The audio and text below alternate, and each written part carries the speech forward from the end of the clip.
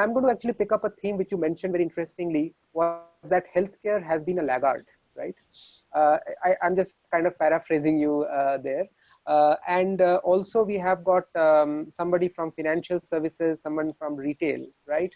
So I would just like to get a perspective that given all this promise, and we have been discussing about really the promise of AI in multiple sectors, etc., right? And I don't think anybody has any doubts that AI is really going to be a game changer. And yet we see that there are challenges on adoption. Yet we see that people do not use it in their organizations. And yet we see that there is a lot of manual activity still very prevalent, right? So I'm just going to open it up in terms of what you feel from your experience are some of the challenges which is preventing organizations and sectors from using AI at a much wider scale than what it is being used for now. Or maybe it is more sector specific. Some sectors are way above the other. And if so, what are those learnings from the sectors who are truly the readers, from the sectors who are can be considered as laggards and can learn from them, right? So, so maybe I can start from financial services to start. So, continuing on that theme, let us hear some perspective from financial services. Then we can move to healthcare and we can move to gaming and all that. So let's hear those perspectives. And the theme is, what can we do as professionals? What can we do as industry practitioners to first of all acknowledge if there is any problem in adoption of AI, and if so, what could be done to nudge that to the next level of sophistication? So maybe I will start with FS first. Thank you, Sudipta. I think for us to understand FS, we'll need to break it up into different financial services is very broad. So there are banks, there are NBFCs, there are insurance companies, and there are mutual funds. Then there are fintech players which are there. So of all the players, I would say banks have been amongst, and me being a banker myself for more than 20 years, we are one of the most lazy guys, and because of the credit, and we have seen customers coming in to us and we engaging with customer in a more of a physical network in the past 20 years or so. But some of the other companies, especially the sectors around insurance, and we heard Prashant talking about how insurance is using some of the AIs to actually work on building up the entire claim processing, or whether how much insurance premium should be there. The entire actual calculations are based on a lot of lot of intelligence, so to say, and I'm sure they are building up more and more data which has been done around insurance. Mutual funds and some of the other companies have been using it quite extensively.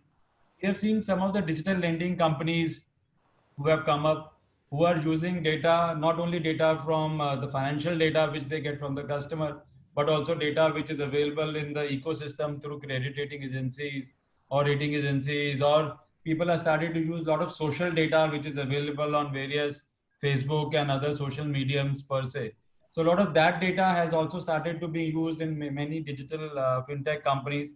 But coming to banks, because I refer more on banks, so we have seen with the advent of financial technologies companies, the fintech companies, banks have also progressively started using more AI extensively, especially on the retail side. So we divide the bank more on the wholesale as well as we divide it on the retail side. So on the retail side, we have seen the usage of extensively on, especially on credit cards, the debit card usage or expense patterns which have been come up. So if you look at any bank app, you will see the bank app covers almost everything within the financial services domain. So you can buy mutual funds, you can buy insurance, you can actually track your expenses, you can track your credit card spends, you can track by categories, it also signals whether you are exceeding your budget. So budgetary controls have been also put in by some of the banks, some of the fintech companies. So a lot of AI is getting driven, as I mentioned in my earlier discussion, was it is driven around the fact of the consumer insight, and the banks are focusing more on the millennials which are becoming part of the banking ecosystem, and they want to try out everything on mobile app. None of them want to actually visit a branch now. So the extension of the branch model is coming more on the digital side in a very big way. So a lot of AI tools banks are developing, especially on the consumer behavior, And banks, I would say, financial services were one of the early movers on AI because of the financial transactions, and with the advent of fintech, digital wallet, and other how we can use them in terms of location wise, which location is doing better, and it actually takes into account the government data which is also available in that location, number of ATMs, number of post office, number of people taking NREGA, number of people who are hospitals are there. So all of data, that data gets accumulated, and we are able to know that this is a GDP data which is there, that this geography seems to be better. And then we see our performance vis-a-vis that geography and try to look like in other parts of the country where similar data is available, how we can build up our ecosystem. So a lot of those things, a chatbot is another big example which banks have been using. Whether you name any big bank, they started chatbot many years back, and a lot of reworking has happened on the chatbot ecosystem. Banks over the years have actually refined basis the communication they are doing with the people on the chatbot. So we are also tied up with the exponential apps on some of the chatbot discussions. In fact, our chatbot is called No Fee. So and that's what we are trying to focus on. So a lot of discussions around customer profiling, sales profiling, a lot of discussions around cost optimization. We discussed earlier also. So a lot of those things are coming together. I just mentioned earlier in terms of when a customer connects with us on a social media, how we are able to engage with them, how we are able to build intelligence around what we are hearing on social media. So customer would come to us with a complaint, or could be a lead or some suggestion. So our tie-up with Quick Metrics, which is our platform in which we are tying up, we are able to use that to automatically take that communication of social media into that separate buckets. So if it's a complaint, it goes into the complaint bucket. Automatically, somebody looks at it, and and we are able to find a solution. Otherwise, everybody will have to look at the chatter on the social media, put it into different buckets. So that is where the banks have actually tied up with a lot of companies, a lot of startups, a lot of specialized companies who are able to build up those platforms which are there. So a lot of learnings has also emerged, especially in terms of engaging. Still remember in early days when the AI tools were developed, in terms of the banks used to, even knowing that I have a balance of a particular amount, they would just still send me a message that, do you want a loan which will cover 10% of the balance which is there in the bank account? So now we don't see that kind of things coming up. All of us have been inundated with a lot of calls which comes up from the call center. So before I move to the question, maybe I will like to hear the perspective from Anand in terms of some of the challenges, roadblocks, any concerns which prevents the adoption of AI and analytics in organizations. One of the challenges we have seen is, a lot of enterprises, a lot of businesses collect a lot of data. Now, when they have to run or use AI, they need to stitch it all together. The quality of the data might not be optimal for them, right? The data, the granularity of the data or the fidelity of the data they've collected might not be enough to run a model on top of that. So the stitching together, the availability or the democratization of data within the enterprise, to make it available, etc. Like what Rishi said, right? Connecting the social media chatter with, who's talking to the bank and who's, interacting with the app, etc. Like, putting it all together helps. Again, we've seen this in different enterprises. A lot of the traditional businesses that came from, physical world into digital. I think there the challenge is a lot more than the businesses that were born in the cloud, right? So if you're a streaming app or if you're a food delivery app, like, you're literally born,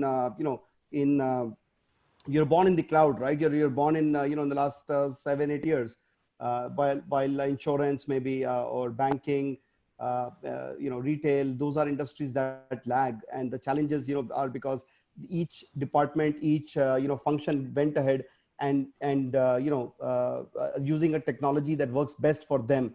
And there is, there are very few technologies that stitch it all together for the broader picture.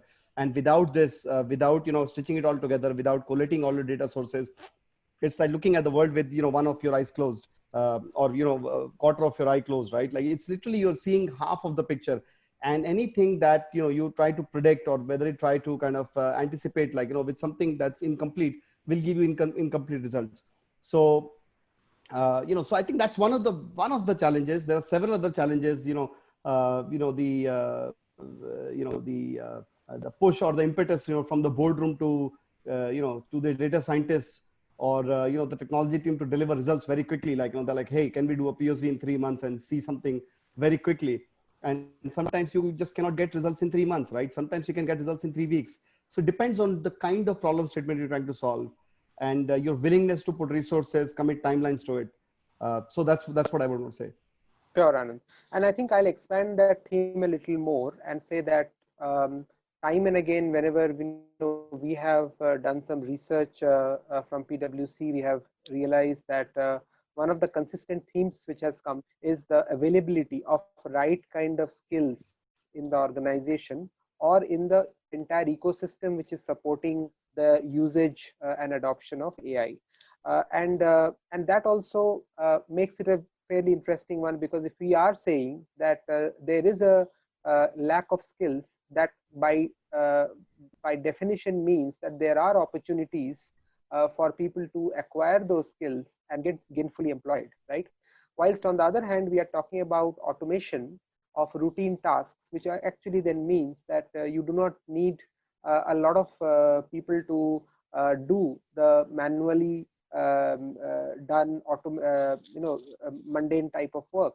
So there is an element where the profile of the work would change in the future, where the shift will be away from a routine type of work to more data analysis and creative and decision making stuff, which would be the need of the hour, right?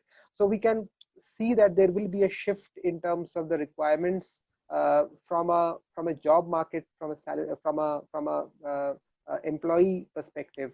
So I just wanted to kind of understand this from a little more, and anyone maybe you can see it from a healthcare perspective, because that is one sector which is largely physical today. A lot of people getting employed, and it's also a manual intensive sector per se.